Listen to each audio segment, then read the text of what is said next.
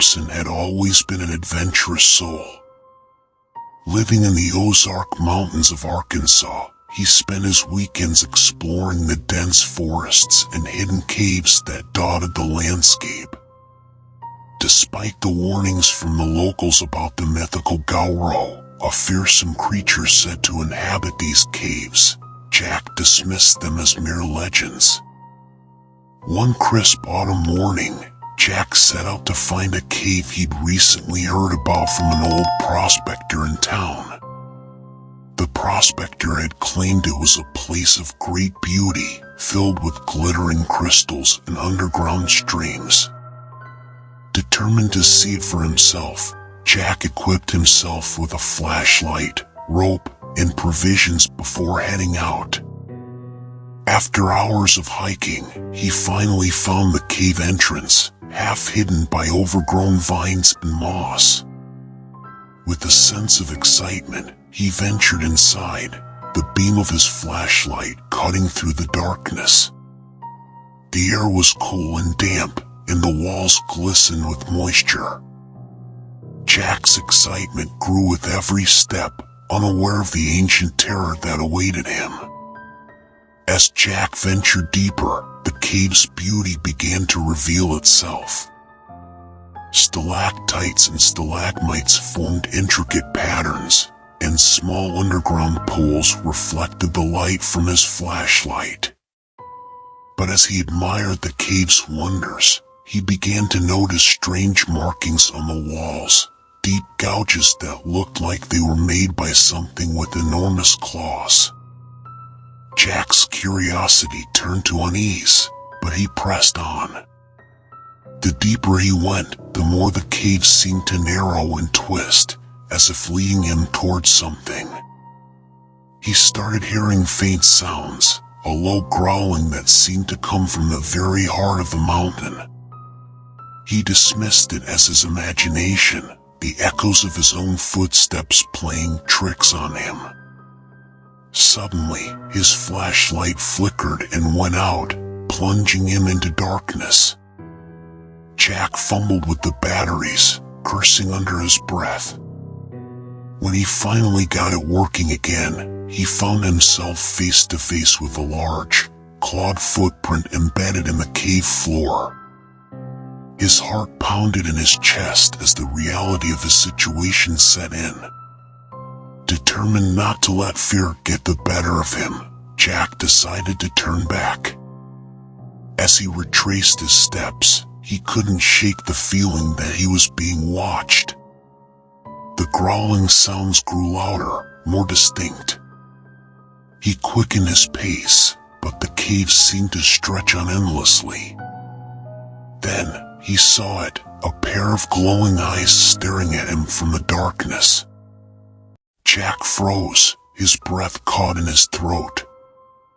The creature stepped into the light, revealing its massive, reptilian form. It was the Gowrow, just as the legends had described, a monstrous lizard with thick, scaly skin, razor-sharp claws, and a maw filled with jagged teeth. The Gowrow let out a deafening roar, shaking the cave walls. Jack's instincts kicked in, and he ran, the creature hot on his heels. The narrow passages that had once fascinated him now became his worst nightmare, as he struggled to find his way out while avoiding the snapping jaws of the beast. Jack's mind raced as he tried to remember the cave's layout. He spotted a narrow crevice and squeezed through it, the Gowrow's claws scraping the rock just inches behind him. He stumbled into a small chamber, panting and exhausted. His flashlight revealed no other exits. Desperate, he scanned the chamber for anything he could use as a weapon. He found a loose stalactite and broke it off, wielding it like a spear.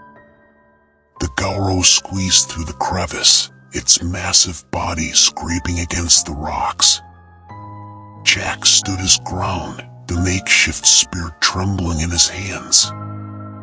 The creature lunged, and Jack thrust the stalactite forward, piercing the Gowrow's thick hide.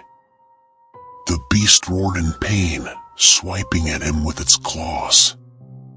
Jack dodged, but one claw caught his leg, sending him crashing to the ground. Pain shot through his body, but adrenaline kept him moving. He grabbed another rock and hurled it at the creature, aiming for its eyes. The Gowrow howled, momentarily blinded. Seizing the opportunity, Jack scrambled to his feet and ran past the thrashing beast. He didn't stop, didn't look back. He could hear the Gowrow's roars fading as he sprinted through the winding passages. After what felt like an eternity, Jack saw daylight ahead.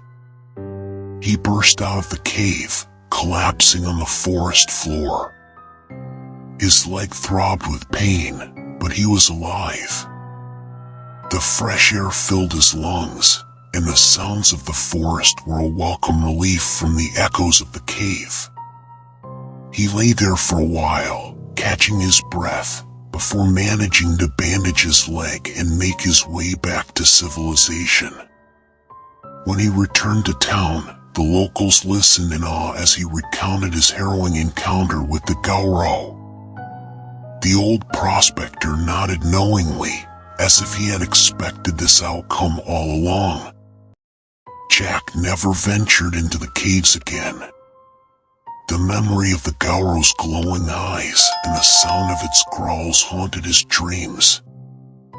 He had survived, but the legend of the Gowrow was no longer just a story to him. It was a terrifying reality, one he would never forget. And in the dark recesses of the Ozark Mountains, the Gowrow waited, its lair undisturbed, ready for the next curious soul who dared to venture too deep.